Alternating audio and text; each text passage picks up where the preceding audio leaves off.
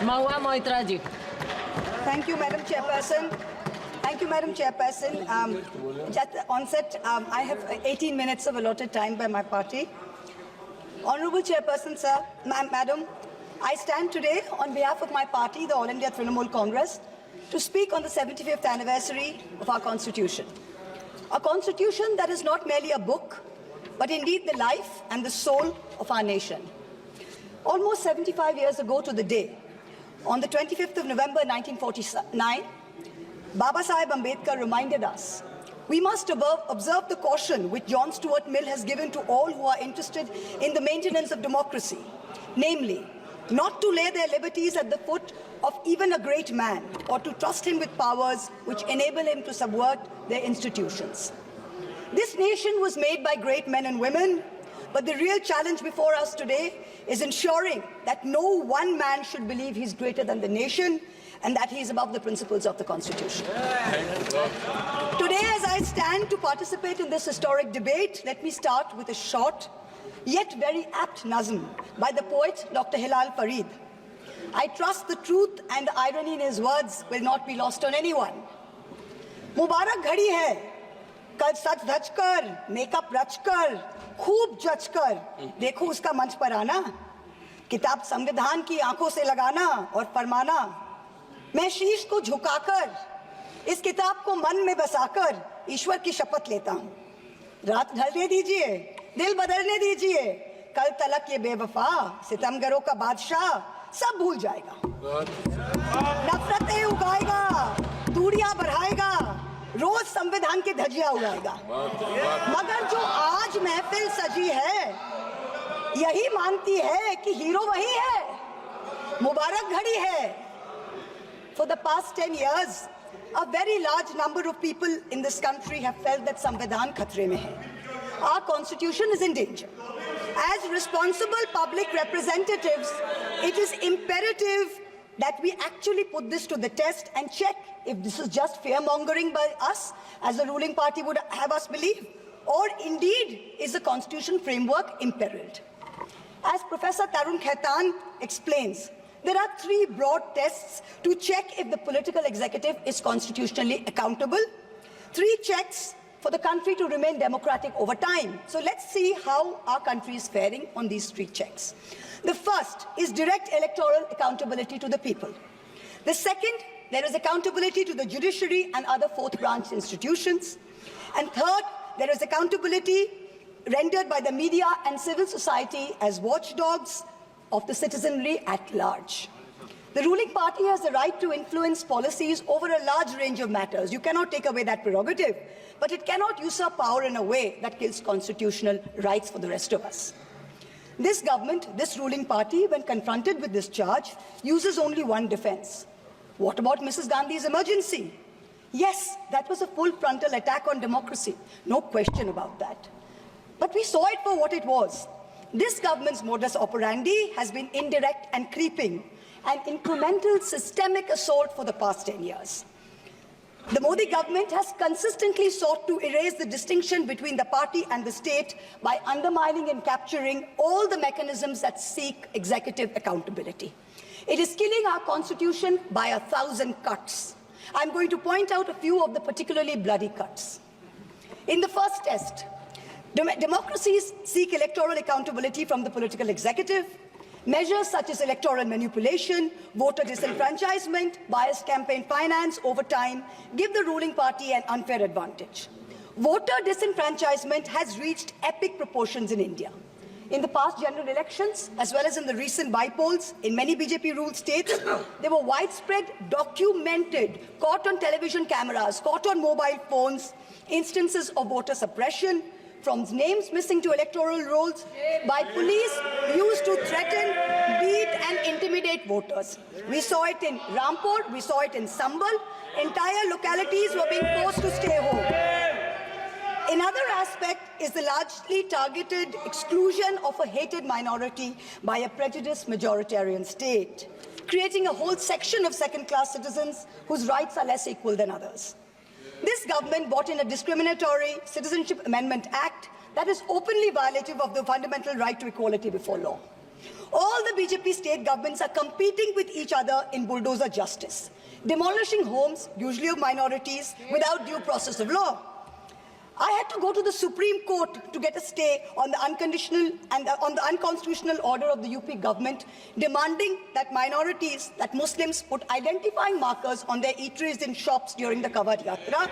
This is blatantly a violation of Article 15. Let us move on to campaign finance now. In 2014, both the BJP and the Congress were held liable for illegally accepting foreign contributions. In response, this government retrospectively amended the Foreign Contribution Regulatory Act, FCRA 2010, to narrow the definition of a foreign company and thereby remove the illegality with retrospective effect. This was done surreptitiously. The Act of 2010 was not amended by a separate bill. It was done via clauses slipped into the Finance Act 2016 and the Finance Act 2018. The amendments not only legalized foreign funding of political parties, they also created a new funding vehicle called electoral bonds. In 2017-18, the BJP got 97.7% of funds that were legalized by surreptitious changes to the campaign finance laws. When the electoral bond numbers came out earlier this year, we saw that the BJP had between 54 and 57% of the total amount raised in the past 6 years.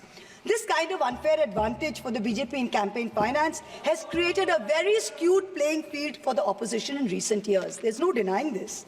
The use of the government funds to promote BJP and to promote Modi ji's political branding in the run-up to the elections, Modi ji ki guarantee, Modi ji ka parivar, creates a media blitzkrieg that few smaller parties can match.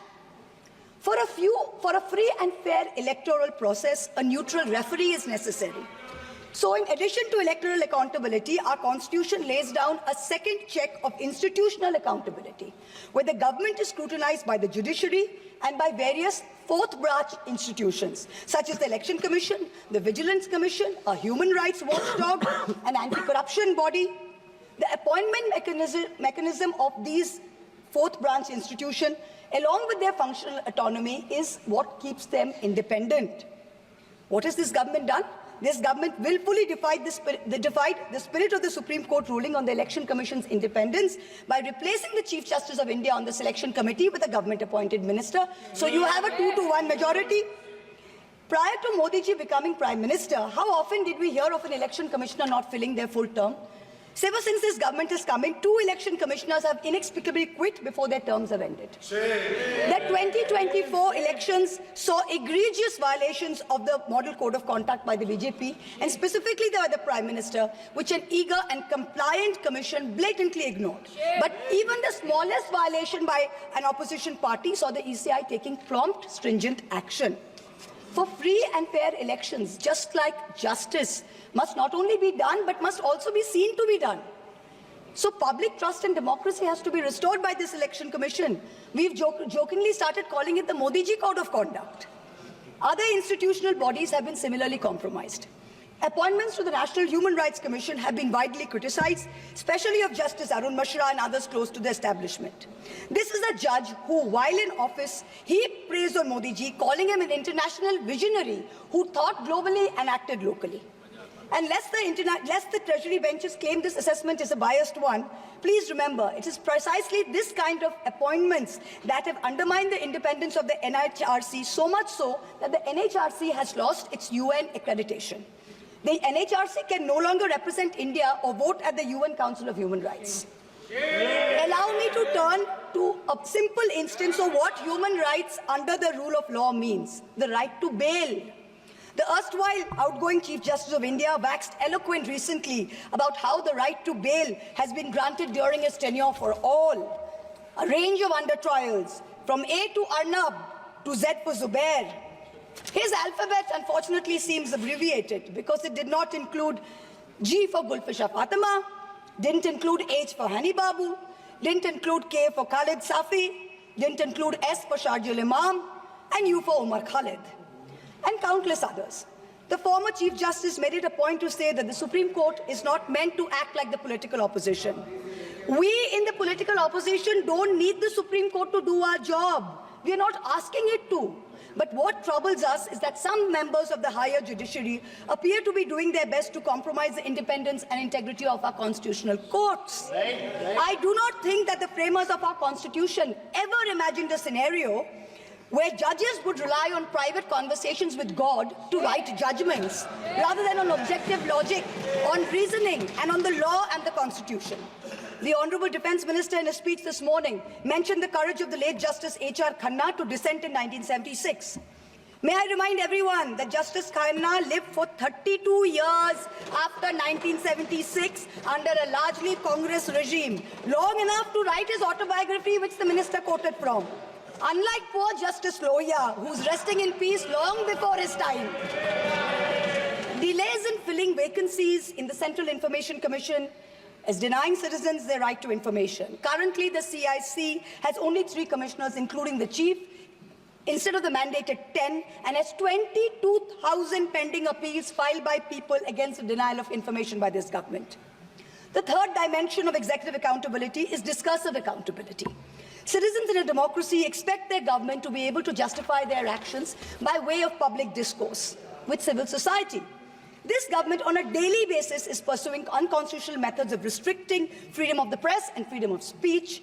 Its ill-conceived amendments to the IT rules to create fact-checking units was recently struck down by the Bombay High Court as being violative of Articles 14 and 19 of the Constitution.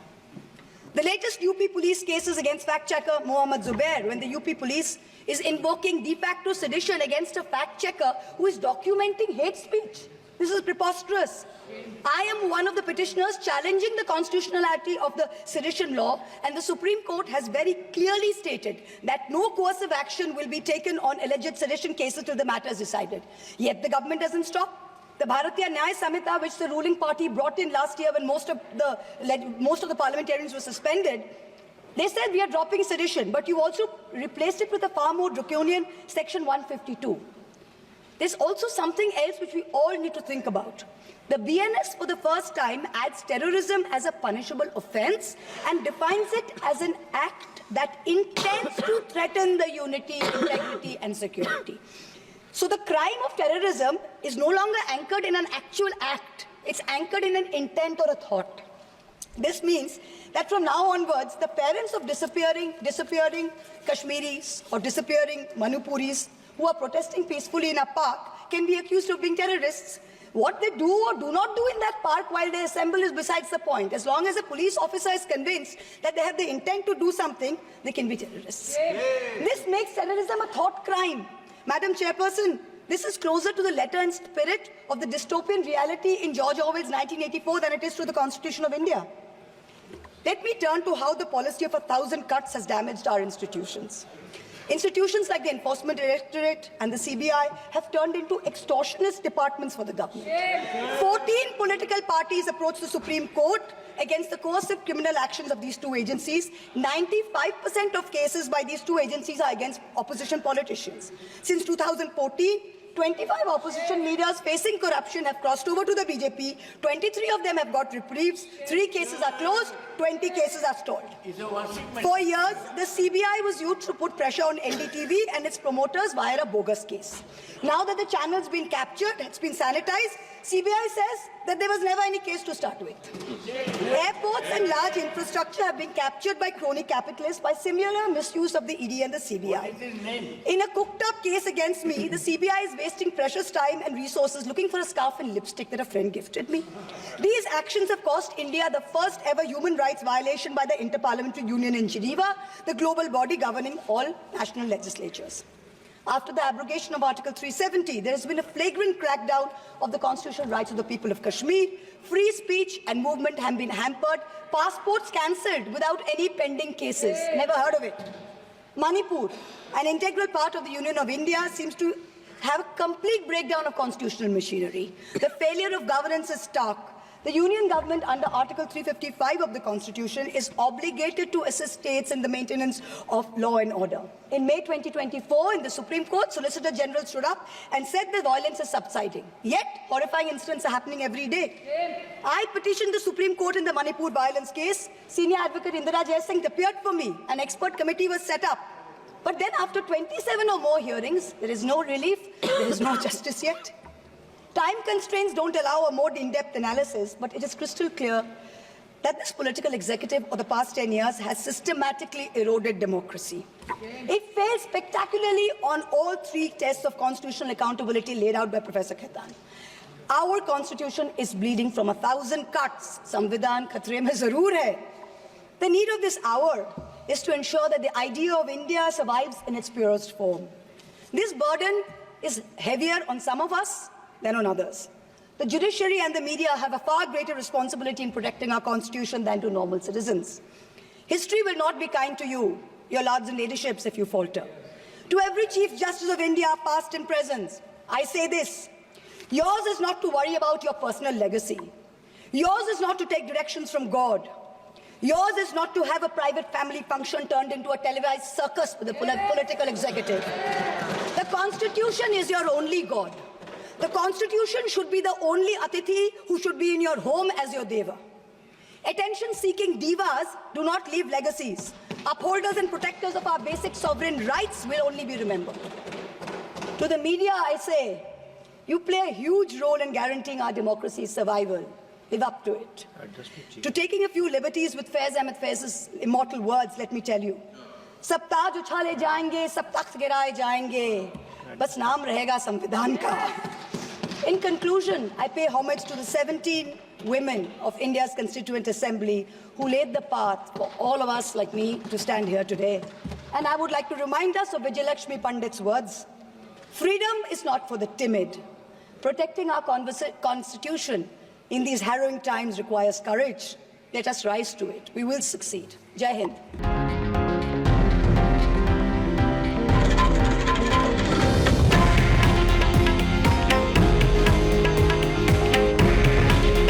हे आहे देशातील number 1 news network आणि आपण पाहत आहात TV9 Marathi. काळजी तुमची, हित महाराष्ट्राचं.